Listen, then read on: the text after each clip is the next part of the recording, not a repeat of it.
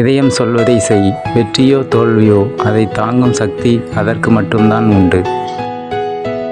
பொய் சொல்லி தப்பிக்காதே, உண்மையை சொல்லி மாட்டிக்கொள்.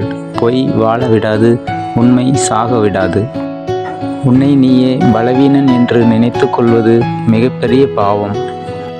பகை, பொறாமை ஆகியவற்றை நீ வெளியிட்டால் அவை வட்டியும் முதலுமாக மீண்டும் உன்னிடமே திரும்பி வந்து சேர்ந்துவிடும்.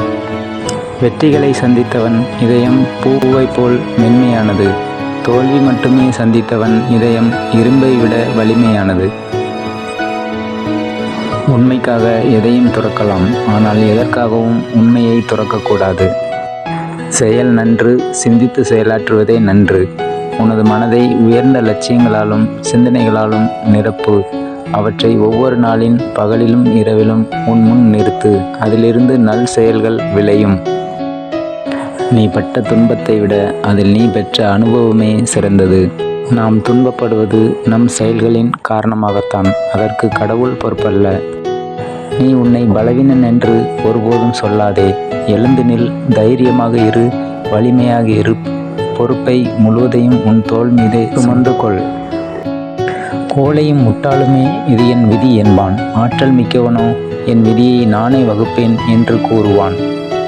துருப்பிடித்து தேய்வதை விட உழைத்து தேய்வது மேலானது. உனக்கு உதவியவரை ஒருபோதும் மறக்காதே. உன்மேல் அன்பு கொண்டவரை ஒருபோதும் வெறுக்காதே. உன்னை நம்பியவரை ஒருபோதும் ஏமாற்றாதே. சுமைகளைக் கண்டு நீ துவண்டு விடாதே.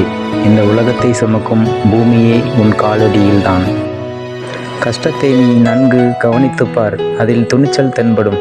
அதை புரிந்து கொண்டால் துணிச்சல் என்பது நீ அணியும் ஆடையாக உன்னை அலங்கரிக்கும். அனைத்திற்கும் நாமே பொறுப்பு.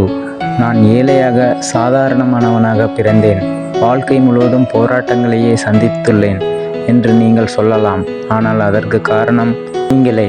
குற்றத்தை யார் மீதும் சுமத்தாதீர்கள். அதனால் உங்கள் துன்பம்தான் அதிகமாகும்.